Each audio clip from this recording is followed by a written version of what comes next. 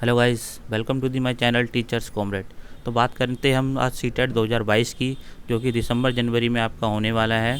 तो आज हम कुछ ट्रिक की बात करेंगे जिसमें सकारात्मक और नकारात्मक कुछ पॉइंट्स होंगे, जिससे आप आसानी से सही ऑप्शन की पहचान कर पाएंगे। अगर आपका सीटेट क्लियर नहीं है या लास्ट टाइम किसी कारणवश कुछ नंबरों से रह गया था, तो आप इस ट्रिक से आसानी से 10 से 15 नंबर बढ़ा सकते हैं। तो ये ट्रिक क्या है, तो मैं आपको बताता हूँ। तो सबसे पहले तो ये बात गांठ बांध लो कि बालक कभी भी गलत नहीं हो सकता है। ठीक है, तो सबसे पहली ट्रिक तो यही है कि जो बालक है वो कभी गलत नहीं हो सकता। तो गलत क्या हो सकती है, तो हमारी शिक्षा व्यवस्था ही गलत है, या आपका पढ़ाने का तरीका।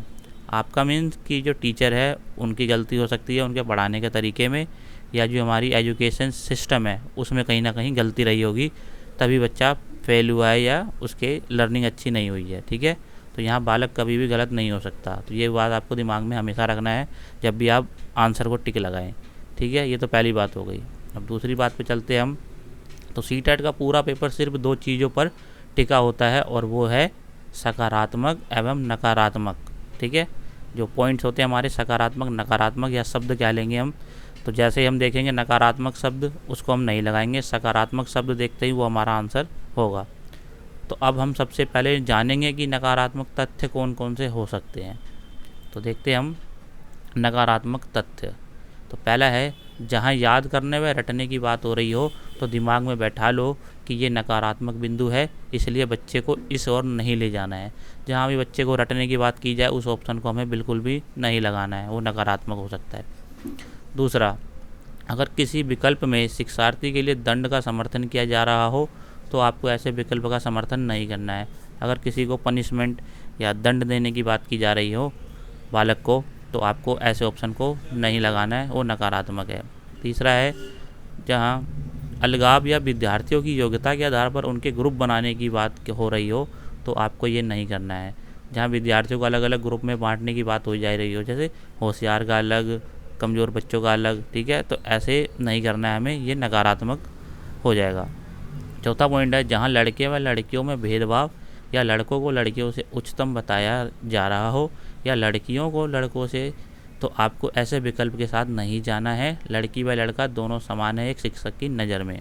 तो इस पॉइंट का ये मतलब है कि जहाँ लड़का लड़की में भेदभाव हो, या लड़की को लड़का से आगे बताए या लड़कों को लड़की से आगे बताए, तो ऐसे भी नहीं करना है हमें, क्योंकि एक टीचर जो है उसकी नज़र में सभी समान है, चाहे वो लड़का हो या लड़की। तो ऐसा पॉइंट जहाँ भी दिखे तो वो नेगेटिव है, नकारात्मक है, उसको नहीं लगाएंगे हम। आगे चलते हम।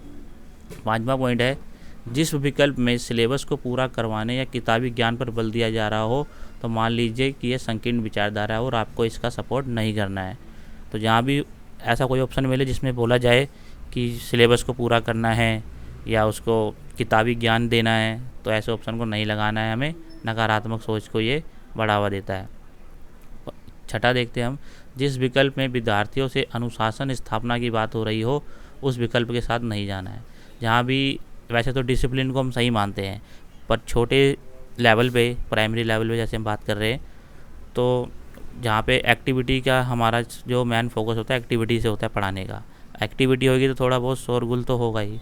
ठीक है, तो इसलिए जहाँ बिल्कुल अनुशासन की बात हो वो भी ऑप्शन हम नहीं लगाएंगे, क्योंकि जब एक्टिविटी होएगी या छोटे बालक पढ़ेंगे तो थोड़ा अनुशासन बिगड़ेगा ही। ठीक है। सातवां देखते हैं, जिस विकल्प में व्याख्यान विधि की बात हो रही हो या विद्यार्थियों को केवल श्रोता बनाने का समर्थन हो, तो उस विकल्प के साथ आपको नहीं जाना है। व्याख्यान विधि मीन्स पहले जो होता था कि टीचर किताब लेके लेक्चर देते थे और बच्चे बैठ के सुनते थे, उसी की बात हो रही है। अगर ऐसा कोई विकल्प हो तो हमें नहीं लगाएंगे, क्योंकि अब जो है लर्निंग बाय डूइंग हो रही है, मतलब एक्टिविटी हम करके सिखाते हैं बच्चों को, ना कि सिर्फ लेक्चर के द्वारा। तो पॉइंट 8 देखते हैं हम, जिस विकल्प में विद्यार्थियों को किसी चीज़ के लिए दोषी ठहराया गया हो, या आपको ऐसे विकल्प की ओर नहीं जाना है। मतलब विद्यार्थी को दोषी नहीं ठहराना, जैसे मैंने पहला ही बताया था कि बालक कभी गलत नहीं हो सकता, या तो हमारी शिक्षा व्यवस्था ख़राब है या हमारे पढ़ाने का तरीका। आगे बढ़ते हैं हम। 9वां पॉइंट है, जिस विकल्प में अंक या ग्रेड देने या केवल परीक्षा पास करने की बात की जा रही हो तो उसके साथ आपको सहमत नहीं होना है, मतलब ये नकारात्मक है। जैसे किसी को अंक के लिए या परीक्षा पास करने के लिए हमें पढ़ा रहे हैं, ऐसा ये गलत है बिल्कुल, क्योंकि हम पढ़ा रहे हैं किस लिए, ताकि बच्चा सीख सके कुछ अपने जीवन में। हमारा जो मुख्य उद्देश्य है वो परीक्षा पास करना नहीं है। ठीक है, 10वां देखते हैं हम। यदि किसी विकल्प में बालक को अनुत्तीर्ण करने की बात हो रही हो या उसी कक्षा में रोकने की बात हो रही हो तो समझ जाना कि ये गलत है।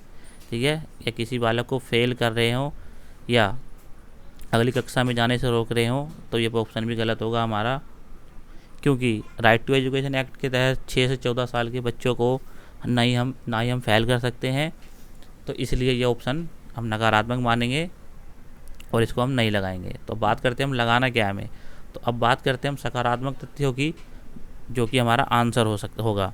तो सकारात्मक तथ्य कौन कौन से हैं। तो पहला है जहाँ विद्यार्थियों को अधिकाधिक अवसर दिए जा रहे हो, जहाँ पे विद्यार्थियों को अवसर अधिक से अधिक मिले करने की, चाहे वो एक्टिविटी के थ्रू करे या खुद अपने सेल्फ लर्निंग करे। ठीक है, जहाँ विद्यार्थियों को अधिक अवसर मिले, ऐसे ऑप्शन को हम सकारात्मक मानते हैं। दूसरा है जहाँ बहुभाषिकता पर बल दिया जा रहा हो। बहुभाषिकता मीन्स कि एक बच्चा अगर एक से ज़्यादा लैंग्वेज जानता है तो उसका उपयोग करना, ना कि उसको दबाना। ठीक है, करके सीखने को प्रोत्साहित किया जा रहा हो, जहाँ पे कोई एक्टिविटी के द्वारा हम सिखा रहे हो उसको प्रोत्साहित करेंगे तो ये ऑप्शन भी पॉजिटिव होगा हमारा। जहाँ विद्यार्थियों को कोई कार्य करने हेतु स्वतंत्रता दी जा रही हो, जहाँ बच्चों को काम करने के लिए आज़ादी हो पूरी, कि आप अपने मर्जी से, ताकि उनकी क्रिएटिविटी बाहर आ सके। चौथा है जहाँ सभी विद्यार्थियों के समावेशन की बात की जा रही हो। समावेशन मीन है यहाँ पे कि सभी लेवल के बच्चे, चाहे होशियार हो, कमज़ोर हो, मंदबुद्धि हो, डिसेबल पर्सन हो, सभी को एक साथ हमें लेके चलना है, किसी को अलग नहीं करना है। तो इसका ही पॉजिटिव है, इसको हम आंसर लगा सकते हैं। जहाँ कक्षा के कक्ष्य जीवन को वास्तविक जीवन से जोड़ा जा रहा हो, जो हमारी क्लासरूम की एक्टिविटी है उसको हम अपने डेली लाइफ एग्जाम्पल से जोड़ेंगे, तो ऐसे ऑप्शन को भी हम पॉजिटिव मानते हैं। 7वां है जहाँ विद्यार्थियों में सृजनात्मकता एवं जिज्ञासा विकसित की जा रही हो, मतलब बच्चों को क्रिएटिव बनाना और जिज्ञासा विकसित करने की बात की जा रही हो, तो ऐसे ऑप्शन को भी हम सही मानते हैं। तो सकारात्मक तथ्य वाले ऑप्शन के साथ ही आपको जाना है, हमेशा नकारात्मक के साथ नहीं जाना है। अच्छा, तो यहाँ पे हम कुछ विशेष शब्द होते हैं, सकारात्मक एवं नकारात्मक दोनों ही हो सकते हैं, जैसे प्रोत्साहित एवं हतोत्साहित। प्रोत्साहित मतलब होता है किसी चीज़ को बढ़ावा देना, हतोत्साहित का मतलब होता है किसी चीज़ को कम करना। तो इसका उपयोग हम देखते हैं अब। तो सीटेट के पेपर में कई सारे प्रश्नों में ये दोनों शब्द कई बार देखने को मिलेंगे। प्रोत्साहित शब्द सकारात्मक है जबकि हतोत्साहित शब्द नकारात्मक है। बस आपको ध्यान ये रखना है कि किस अर्थ में प्रयुक्त हो रहे हैं। जैसे या तो सही चीज़ को प्रोत्साहित किया जा रहा होगा या फिर सही चीज़ को हतोत्साहित, या गलत बात को प्रोत्साहित किया जा रहा होगा या गलत बात को हतोत्साहित। तो किस अर्थ में प्रयोग हो रहा है इनका ये ध्यान रखें। ठीक है, और भी कई शब्द देखने को मिलेंगे जैसे आंशिक, पूर्ण, केवल। ठीक है, तो केवल शब्द का प्रयोग ज़्यादातर नकारात्मक अर्थ में ही प्रयोग होता है, इस चीज़ का अवश्य ध्यान रखें। फिर भी किस परिस्थिति में प्रयोग हो रहा है ये ध्यान अवश्य रखें। परिस्थिति को हमें देखना है कि किस परिस्थिति में वो शब्द यूज़ हो रहा है, उसके अकॉर्डिंग हम सही गलत का फैसला करेंगे। अच्छा, तो एक बात मैन ये है कि सीटेट में जो प्रैक्टिस ही काम आती है, साथ ही में आपकी सकारात्मक सोच और आपका कॉमन सेंस। सीटेट में आपको पास करने के लिए सबसे ज़्यादा क्या है, प्रैक्टिस चाहिए। जैसे कि आपने ये वीडियो देख लिया, 10 मिनट की ये मैक्सिमम वीडियो होगी, तो आपको ये मोटा मोटा कॉन्सेप्ट पता चल गया कि सकारात्मक नकारात्मक चीज़ हम कैसे पहचानेंगे। उसके बाद आप प्रीवियस ईयर बुक ले सकते हैं मार्केट से, जो कि आपकी 100-150 रुपये में आएगी। उससे आपके जितने भी सीटेट हुए हैं अभी तक एग्ज़ाम, सारे पेपर एक जगह मिल जाएंगे आपको। उनको सॉल्व करिए, आप वो सॉल्व कर लेंगे तो आपका सीटेट आसानी से क्लियर हो जाएगा। और आपको जो भी आपने डीएलएड में बुक पढ़ी थी वो साथ में पढ़नी है, और एनसीईआरटी 3री से लेके 5वीं तक की आपको पढ़नी है लेवल 1 के लिए, और अगर लेवल 2 है तो 6 to 8 क्लास की पढ़नी है आपकी। ठीक है, तो इस वीडियो में हम बात कर रहे थे सीटेट 2022 की, जो कि आप इस ट्रिक से आसानी से 10 से 15 नंबर बढ़ा सकते हैं। तो जो भी आपके दोस्त या फ्रेंड जितने भी हैं जो सीटेट के एग्ज़ाम में किसी कुछ नंबर से रह गए हों या उनका पहली बार दे रहे हो, तो इनको साथ ये वीडियो शेयर कर दे और अगर आप चैनल पर नए हैं तो चैनल को सब्सक्राइब करके बेल नोटिफिकेशन को ऑल पे सेट कर दे, ताकि ऐसी वीडियो आपको सबसे पहले मिल सके। तो मिलते हैं हम नेक्स्ट वीडियो में और भी अच्छी वीडियो के साथ। तो जब तक के लिए बाय।